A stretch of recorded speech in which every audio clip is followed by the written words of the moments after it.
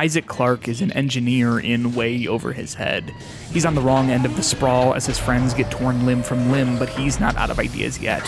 The booster seat jerks beneath him, coming alive as it fires up and launches him forward into space.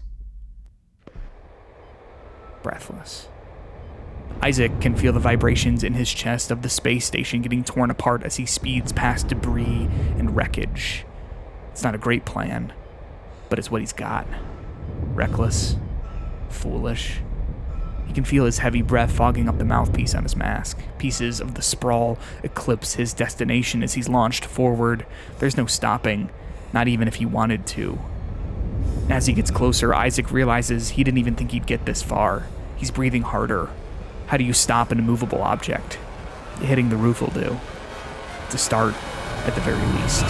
Isaac smashes through the ceiling, spinning out of control until his boots ignite, then he finds balance, all the blood rushing to his toes. He lands heavy in an office and gets to his feet.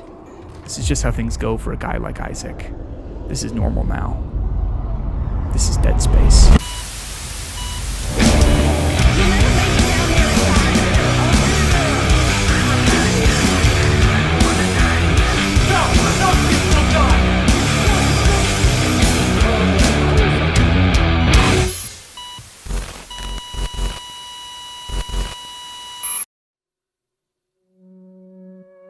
There's something cruel about being a Dead Space fan. It's a game series set in a depressing universe where the only way for heroes to solve their problems is to tear what remains of their friends and family and neighbors limb from limb from limb. As you progress through the games, cutting your way through an endless number of necromorphs, you wonder if these creatures were ever even human to begin with. You've seen people turn, but the distortions of their flesh make them unrecognizable and alien. Maybe it's easier to forget who they were, but I can't. That's not the depressing part, though. The most uncomfortable thing about Dead Space has nothing to do with the dismemberment or betrayal or psychosis or needles in eyes, but rather the way the franchise has been handled by its owners, by EA. Replaying the games now feels eerie, like going to a place you've only seen in your dreams. I know where this train goes. I just don't like where I have to get off. The story everyone knows is simple. Dead Space was created in the late 2000s as an initiative for EA to get into the single-player games market. The series was an unexpected hit, with the first game selling over 2 million copies in 2008. EA wanted more, so the team at Visceral Games made Dead Space 2, which sold over 4 million copies and reviewed even better than the original as it transitioned out of survival horror and into action horror for wider appeal. EA still wanted more, so Dead Space 3 was made and completely dropped the horror that the series made its name from in favor of just being an action game. A co-op action game filled with microtransactions. It wasn't terrible, but it reviewed substantially worse than its predecessor, sold significantly worse, and that was that. EA killed the franchise and eventually the studio that made it.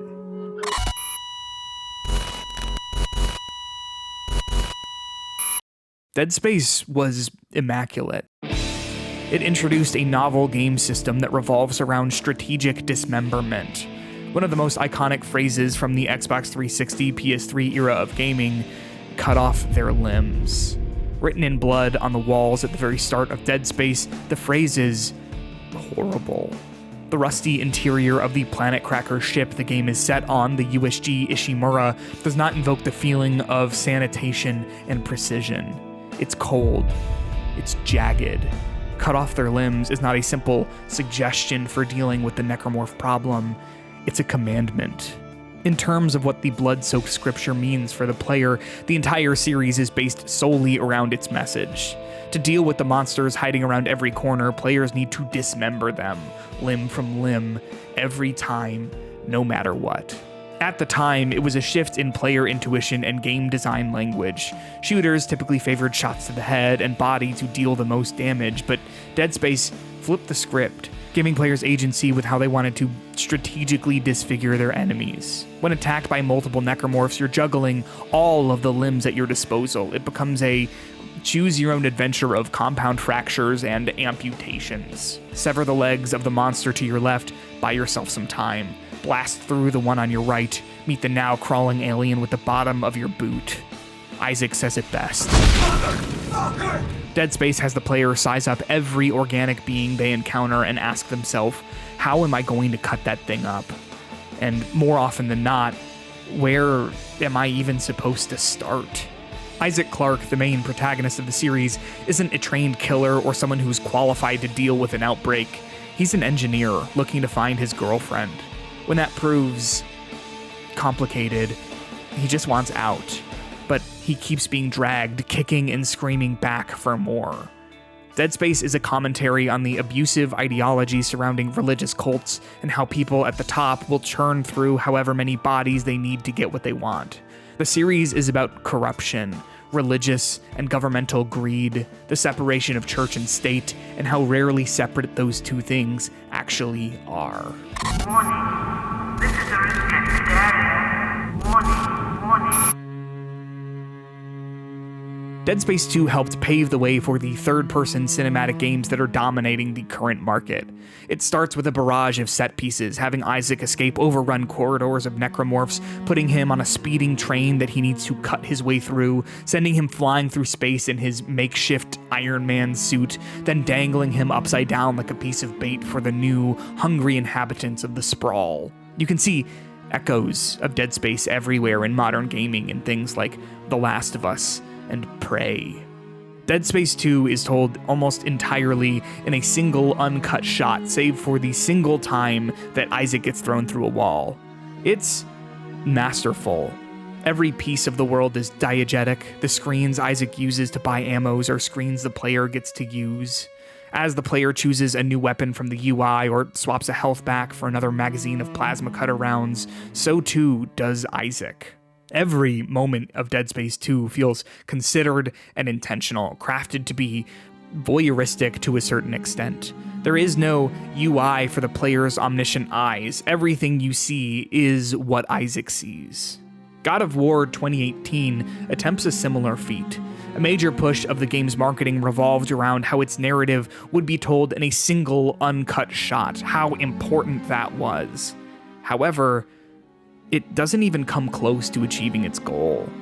The game cuts every time the player wants to slot out a piece of the gear they're constantly showered with to check the map or to upgrade Kratos' abilities. It wants to have the brazen aura Dead Space does. It doesn't. There are pieces of Dead Space in everything, but they don't make us whole. They don't fill the void of its absence. Every time I replay the Dead Space games, I'm left searching for something like them. I get recommended all sorts of survival horror games, BioShock, The Evil Within, The Last of Us, and Resident Evil, the series that originally inspired Dead Space. They're all great, don't get me wrong.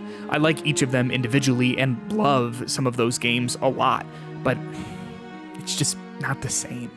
You are right, Isaac. The Ishimura is a great ship. I am so lucky to be serving aboard her. What about that game? What about the Callisto Protocol? I guess let's talk about it. Can't keep running from what you've done. Now let's go finish this.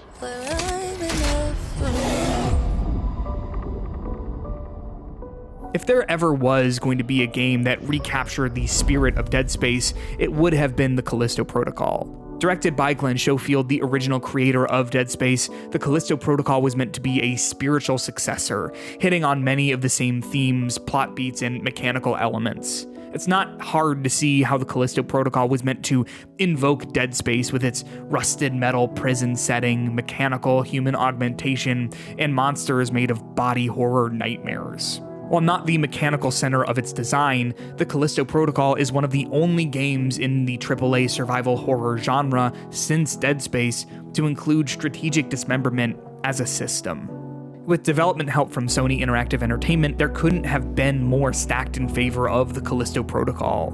I had spent years looking for something that intrigued me the exact same way Dead Space had. Then, out of nowhere, the Callisto Protocol appears. The Callisto Protocol isn't Dead Space. It's not even remotely close. I wouldn't normally try to blame a game for not being something else, but when the Callisto Protocol wanted to be Dead Space so badly, when its core conceit was a return to something seemingly lost, it's impossible to not compare one to the other. In retrospect, the Callisto Protocol isn't terrible, but when it came out, the weight of disappointment made me look at every element of it with disdain. It's a lesson in misguided intentions, in a studio either not able to know what made an original work special or not able to make it all come together. It feels like a creator who misunderstands his own masterpiece. Dead Space is about Isaac Clarke, an engineer who's part of a team looking into a planet cracker ship that's gone dark. His girlfriend, Nicole, was on the ship, so when he discovers just how bad things got on the Ishimura, he starts getting frantic. Eventually, he meets up with Nicole, but later finds out that the stress from his time dealing with the necromorphs and the unknowable powers of the religious artifact aboard the ship caused him to hallucinate her. Nicole is dead. She's been dead this whole time.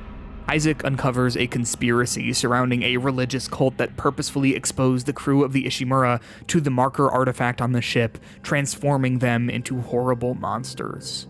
Isaac spends all of Dead Space 2 running from visions of Nicole, bloody and homicidal. She haunts him as another marker infects a residential space station.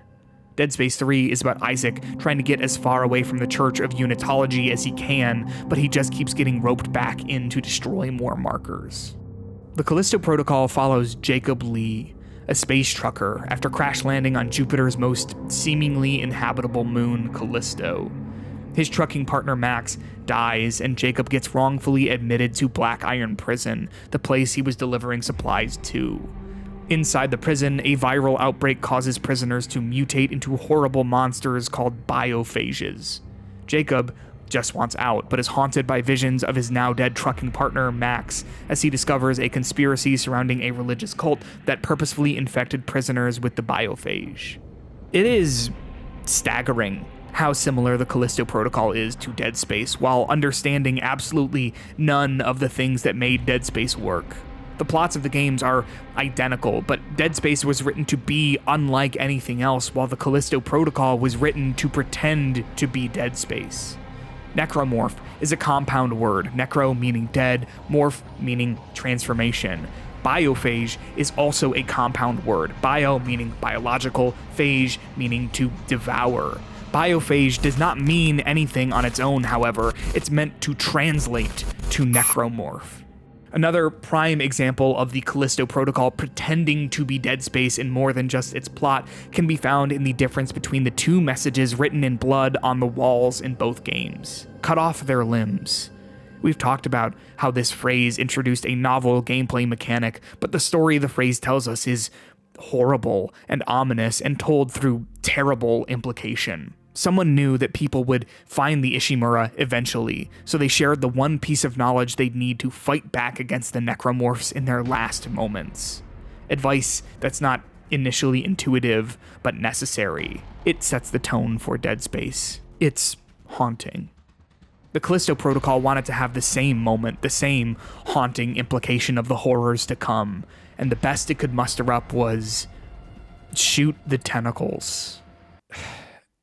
I can't even begin to express how unscary the phrase shoot the tentacles is.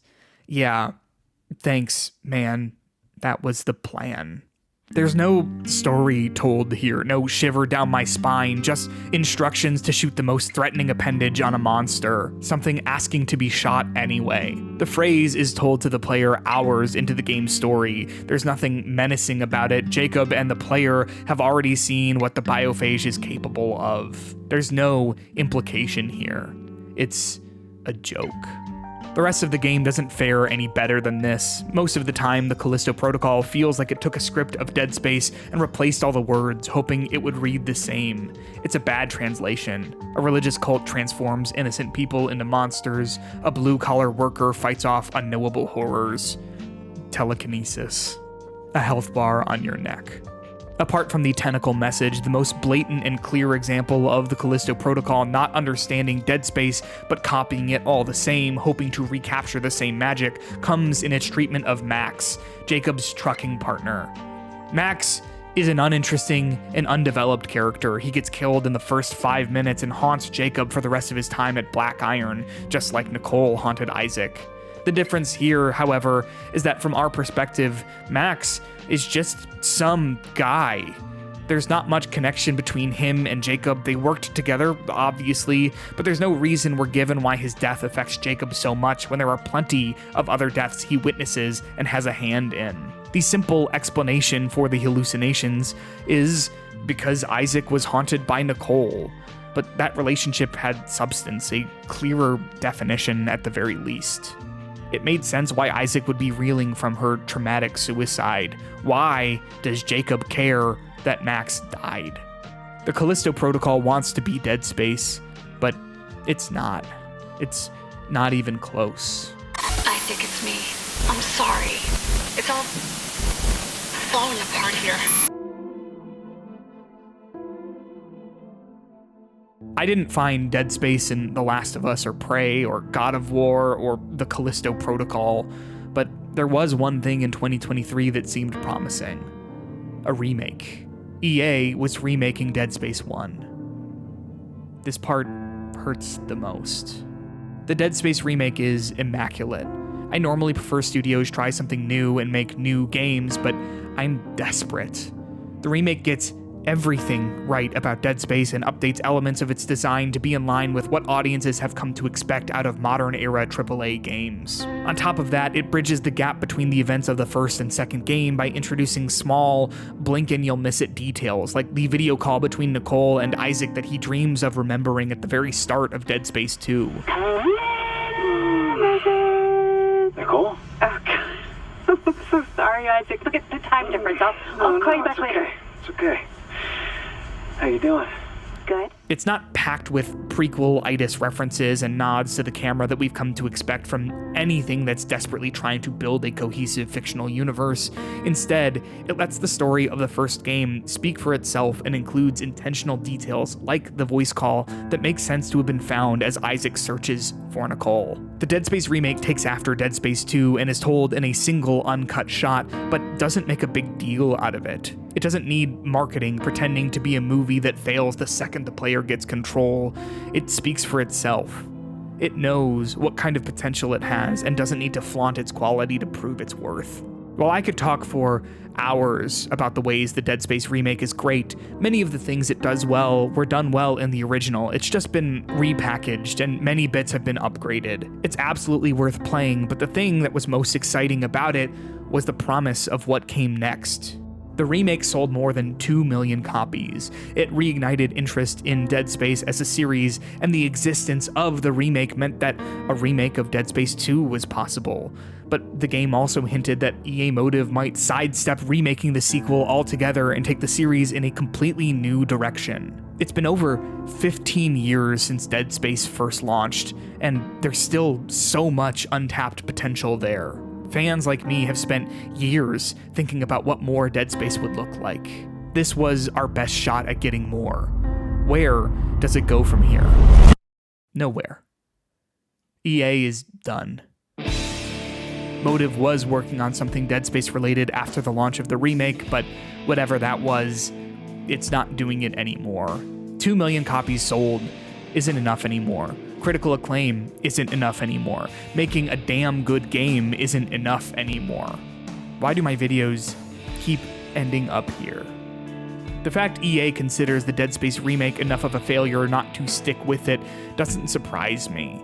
The publisher is leading the charge of a broken industry while not interested in fixing itself by reducing game budgets and expectations to set games up for success. We talked about that last time in my Mass Effect video.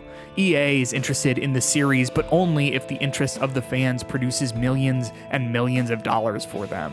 As much as I want to believe Dead Space is a mega franchise, it's not. 2 million copies sold for a series that's been dormant for over a decade, in a genre by definition not made for mass appeal, is impressive, but also about what I'd expect from where the series has been. EA, however, had higher expectations. Part of me wishes Dead Space never came back if this is how it's going to end. It's painful. It's cruel. The remake is a showcase of wasted potential. It found a way to capture the same lightning in a bottle and conduct it into something great, something that proved there's still a spark there. I couldn't believe it. It felt too good to be true, and I guess it was. It's still possible that someone does something with Dead Space after this, but I can't be hopeful. I've been on this train before. I know where it goes. The hope of more Dead Space is a needle in the eye, a ritual in self-flagellation and pain. Revisiting it year after year feels like seeing a ghost you know isn't there. It's a phantom pain. It's a lesson in futility. It's a hallucination. It's radio static. It's Dead Space. It's gone.